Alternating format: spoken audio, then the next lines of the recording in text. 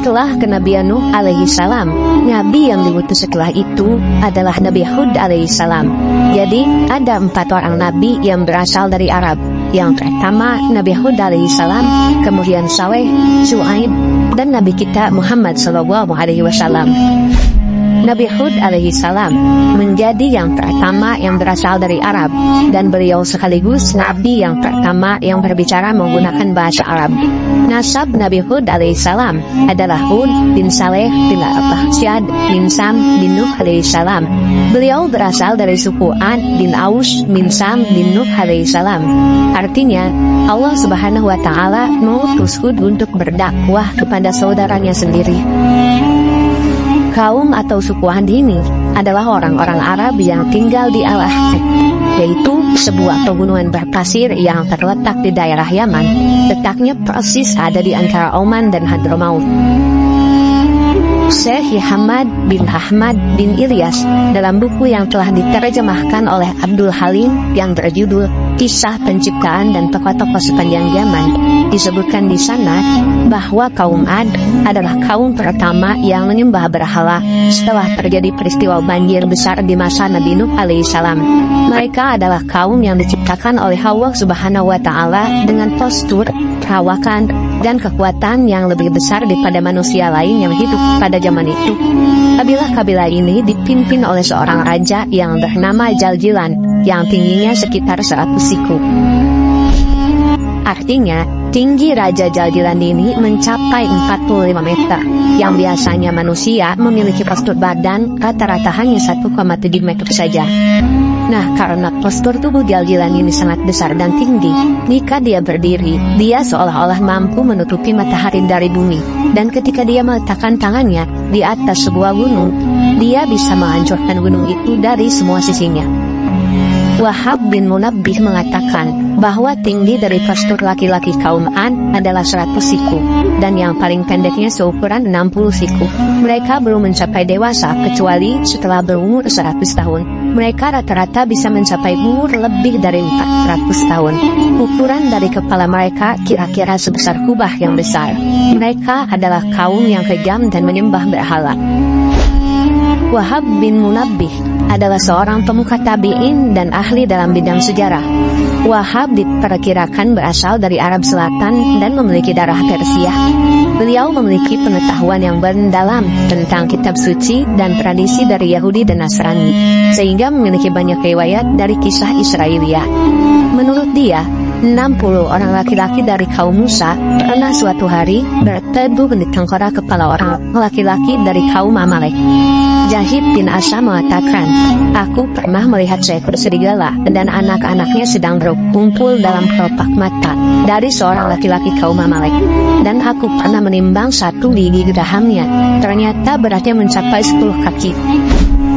Wahab bin Munabbih mengatakan, ketika kejahatan kaum raksasa itu kian memuncak, Allah subhanahu wa ta'ala mengutus Nabi Hud alaihissalam.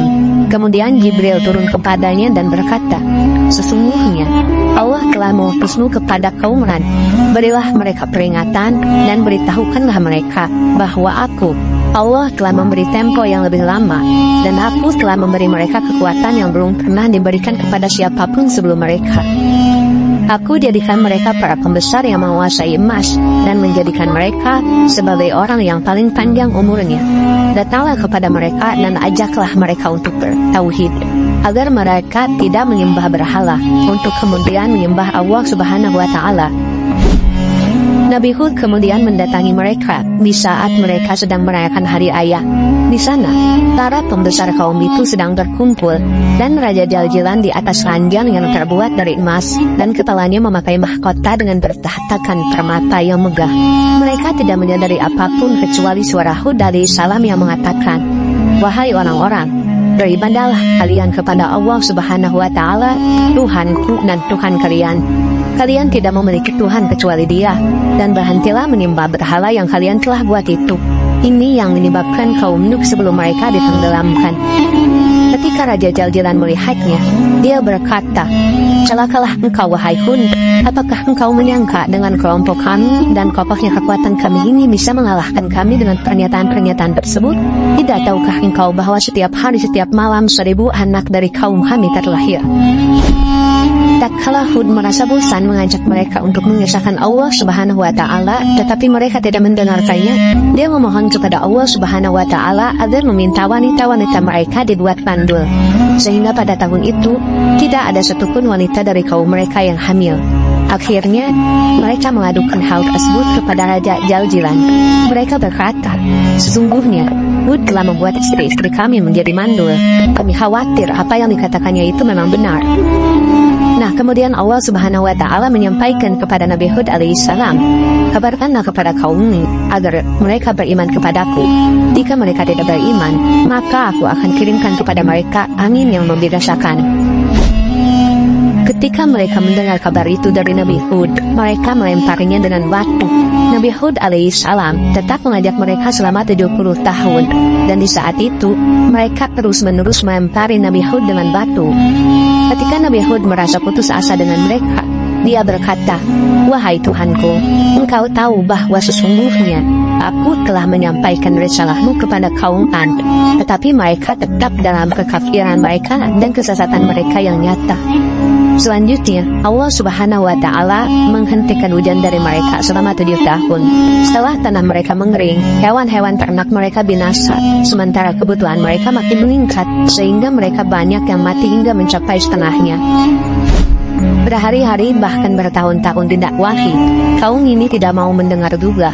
Akhirnya turunlah ajab pertama dari Allah Subhanahu wa Ta'ala kepada kaum ini. Ketika itu terjadi paceklik bertahun-tahun, kemarau panjang, dan tak satu hujan pun turun. Sementara kaum Ad ini bergantung pada hujan, karena mayoritas pekerjaan mereka adalah petani dan ternak.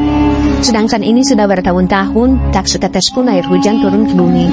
Maka ketika itu terjadilah kekeringan yang luar biasa. Sawah dan kebun mereka gagal panen. Tanamannya banyak yang mati dan diikuti juga dengan hewan-hewan ternak mereka. Banyak hewan ternak mereka mati karena tidak ada air untuk diminum dan rumput untuk dimakan. Bahkan ada banyak penduduk kaum Ad ini mati karena musibah kemarau ini. Malahan, di satu riwayat dikatakan, akibat dari kekeringan ini, telah dari penduduk kaum Ad mati kelaparan. Sementara itu, Nabi Hud ini sudah meninggalkan kaum ini karena kaum ini tidak mau dinasihati. Akhirnya, ketika sebelum kemarau ini terjadi, Nabi Hud safar ke Mekah, atau beliau pindah dari Al-Ahqaf ke Mekah, dan dia tinggal bersama kaumnya yang percaya akan dakwahnya. Ketika musibah kemarau ini terjadi, maka diutuslah 7 orang dari kaum Ad ke Mekah untuk berdoa kepada berhala-berhala yang ada di Mekah saat itu. Karena ketika ada kabar di masyarakat bahwa berhala-berhala Mekah ini lebih mustajab jika berdoa di depannya, maka berangkatlah 7 orang dari kaum Ad ini ke Mekah. Setelah di depan berhala Mekah ini, mereka berdoa meminta agar kemarau di daerah mereka dihilangkan. Nah, setelah mereka selesai berdoa, tiba-tiba ada suara dari langit yang seolah-olah doa mereka ini terdengar seperti diijabah. Suara itu mengatakan, "Apa yang kalian mau?" Lalu mereka menjawab, "Kami ingin hujan di daerah kami." Kemudian suara itu mengatakan lagi, "Baiklah kalau kalian ingin hujan. Sekarang, kalian pilih dari semua warna awan ini. Kalian mau awan warna putih, hitam, kuning, atau awan warna merah?" Dan mereka menjawab, "Kami ingin awan hitam." Seperti yang kita ketahui, awan berwarna hitam itu lebih banyak kandungan airnya dan besar kemungkinannya untuk turun hujan. Maka kemudian suara itu berkata lagi, "Baiklah, akan aku kabulkan permintaan ini. Pulanglah ke kaum kalian, maka tunggulah di sana akan kukirimkan apa yang kalian pinta." Akhirnya setelah itu, mereka pulang ke kaumnya. Setelah sampai, mereka memberitahu bahwa telah mereka dikabulkan oleh berhala yang ada di Mekah. Tak lama dari itu, dari kejauhan, mereka melihat ada barisan awan hitam yang sedang menuju ke wilayah mereka. Maka ketika itu, mereka senang, sebab akan turun hujan. Hingga orang-orang saat itu keluar dari rumahnya dan menyaksikan bagaimana kumpulan awan itu berjalan menuju ke arah mereka. Mereka pikir awan-awan ini akan membawa berkah untuk mereka. Padahal sebenarnya ini adalah ajab Allah yang kedua, tapi mereka sama sekali tidak mengetahuinya. Kala ketika awan itu sudah semakin dekat, bukannya hujan yang turun, malahan ada angin besar yang keluar dari dalam awan ini, sehingga angin ini meluluh lantahkan semua yang ada di kaum Ad ini. Mau itu manusia, rumah-rumah mereka, dan bahkan berhala-berhala yang mereka sembah, hancur semua dilibas dengan angin ini. Tak hanya sampai di situ, awan ini juga mengeluarkan semacam suara pekikan, yang suara ini menghancurkan gendang telinga setiap orang di kaum Ad ini. Allah Subhanahu wa Ta'ala benar-benar menurunkan azab pada kaum ini. Lalu, angin dan sang ini mengangkat semua penduduk kaum Ad ke langit. Diangkatnya mereka tinggi-tinggi tanpa terkecuali, dari anak-anak hingga orang tua. Semuanya diangkat oleh angin besar ini. Dan bahkan teman-teman, tak tanggung-tanggung, kejadian ini berlangsung selama 7 malam 8 hari. Jadi, orang-orang ini diputar-putar di langit oleh angin ini selama 7 malam 8 hari. Hingga ketika angin ini mulai berhenti, orang-orang ini dijatuhkan kuat-kuat dari langit ke tanah, dengan kepala yang ada di bagian bawah. Jadi, ketika itu, mereka ini dilemparkan dari langit dan menancap di tanah pada bagian kepalanya. Akhirnya, dari azab ini, Allah Subhanahu wa Ta'ala tidak mengisahkan seorang pun, kecuali Allah binasakan seluruh orang dari kaum Ad, bahkan peradabannya pun musnah. Sementara di sisi lain, Nabi Hud alaihissalam yang hijrah bersama pengikutnya selamat dari musibah yang menimpa kaumnya ini. Setelah keadaan cuaca kembali tenang dan tanah Al-Ahqaf sudah menjadi sunyi senyap dari kaum Ad karena mereka seluruhnya telah mati, Nabi Hud alaihissalam pergi berhijrah lagi menuju Hadramaut, Yaman. Di sana, beliau menghabiskan sisa hidupnya sampai akhirnya beliau wafat dan dimakamkan pula di sana. Wallahu a'lam bishawab.